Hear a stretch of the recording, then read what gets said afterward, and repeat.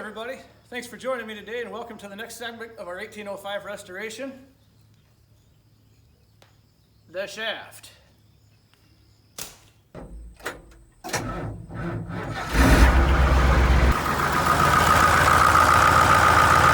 Now, as many of you may know, if you've got one of these tractors or know someone who has one of these tractors, or your cousin's, brother's, uncle's, sister's, nephew's dad has one of these tractors, that is the most hated part of this whole conglomeration of poor ideas slammed into a tractor. I'm going to fix that whole problem today, hopefully. So one day a while back I was surfing the interwebs and come across this picture on an 1805, and I thought, man, that's a brilliant idea. I can pretty much tell what all these parts are just by looking at it. Why can't I build one? Okay, so right off the bat, a few things I noticed about that picture. One, that drive shaft is rusty. So that tells me it's been working in that tractor for a little while. Two, being a retired parts guy, I can tell by looking at that it's most likely Spicer 1410 components. And three, I can tell that there's not an easy way to mount onto them flanges because nothing bolts up to them just right, as you can see by the welded bolts and whatnot that he had in there. So my goal is to do exactly that, maybe give it a pinch of my own little whatever, and make it work in this big beast. The other thing I noticed upon further internet research, that after these tractors, what do we have? That's right, the 4000 series. Take a look here in the components of the 4000 series in this brochure I found. That looks like a drive shaft in there.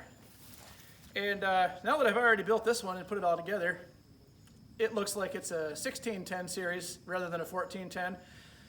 Probably would be a better way to go, but that tractor's, the 4000 also puts out a whole lot more power and torque than this tractor does and weighs a lot more. So, I mean, it's there for good reason. Thought if, here's my thinking. Some guys in the 70s and 80s figured this out. People at Massey Ferguson figured it out in 1978 when they built the next series of these tractors. Bet you that'll make this a whole lot better than it was. I'll just bet you. A couple questions you might be asking about this. One, what parts did I use for this? I'm not going to tell you that just yet. If something goes wrong with this, I want it to happen to me and not all you fine people out there that still use these old tractors. So let me run it a little bit and then I'll make another video with a how-to with some numbers. But I will tell you this, like I said, Rockwell 2.5 ton flanges, 1410 U-joints, slip yoke, stub flange. Lengthwise, we're right on the money and adjustable. None of the bolt holes are the same, except, well, two of them are. Two of the bolt holes are the same as that flange, but the flanges aren't perfectly square.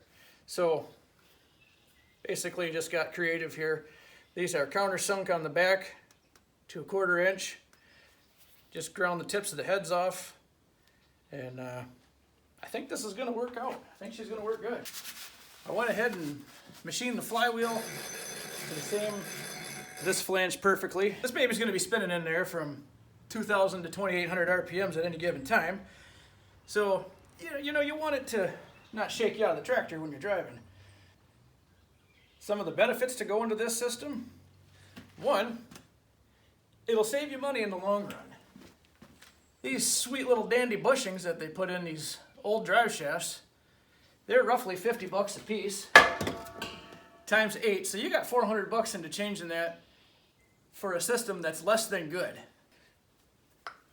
If your motor and transmission go out of alignment, because that happens to these, no longer an issue. If you got to change a belt, you can unbolt that, slide it back, slide it forth. You can get your belts in and out easy enough.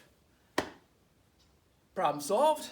I mean, this little bit right here is what's going to make that tractor way less crappy. Now, you might also be asking me about the strength of this. Well, let me tell you this. With the little bit of research I've been able to do on kind of some specs for that tractor and some specs for that shaft, if you look at this, you can see, now this is marine version. I couldn't find any torque numbers on the tractor other than its 210 horsepower engine. But if you look here, you see that torque rating on the 210 horse marine version is less than 400 foot-pounds. And I mean, we're talking, that's less than any diesel pickup truck on the road, which uses those exact same drive shafts and U-joints. For all practical reasons, that's no powerhouse there. So, with that being said, I found these numbers on the U-joints here. Now, if you look at this constant torque rating number, I mean, this motor will never, ever, ever, ever hit anything. On paper, everything looks pretty good, but we're not going to know the answer until we hook this thing onto something, drag it down, and, you know, really, really feed her the coal and see what happens. So, with all that being said, let me see if my reinvention of the wheel will bolt into the dungeon here. Let's fire this baby up and take her around and see what happens.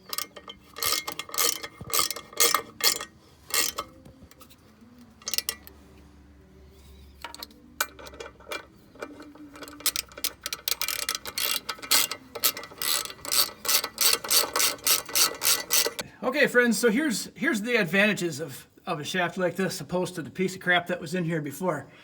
So, you know, those belts go bad, and usually you got a bunch hanging in here because it takes forever to get the old shaft out.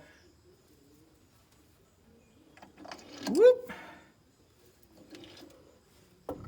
Did you see how let me show you that again, just in case somebody missed it because it went so quickly.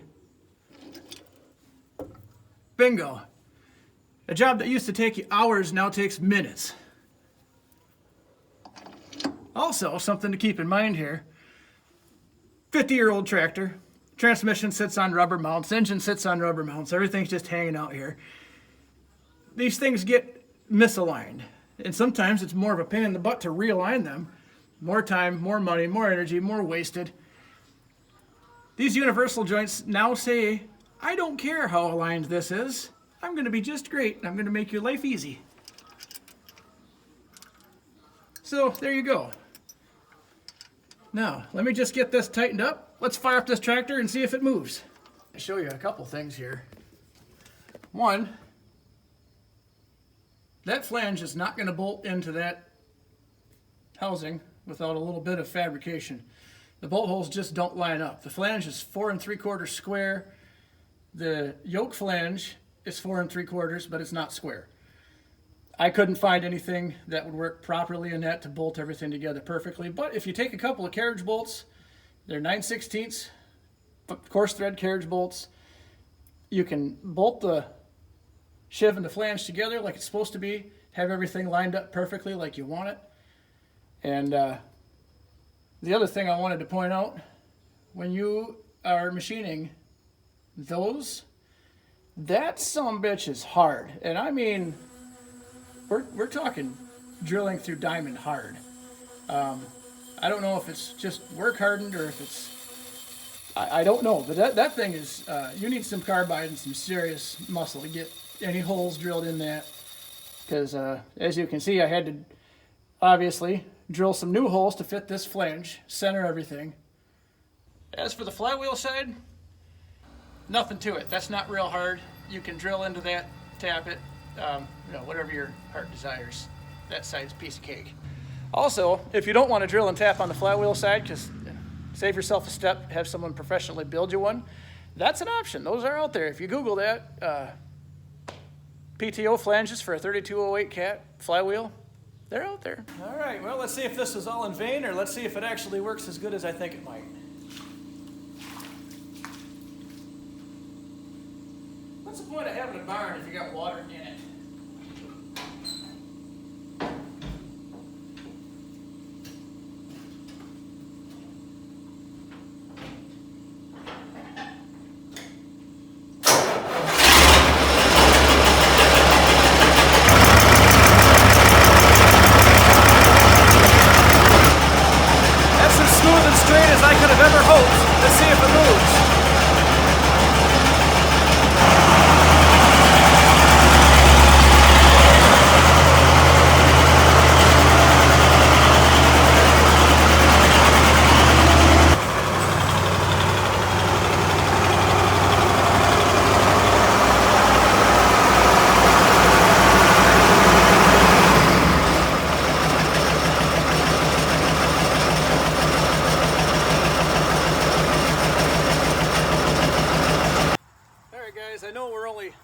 100 feet into moving this thing and having it work.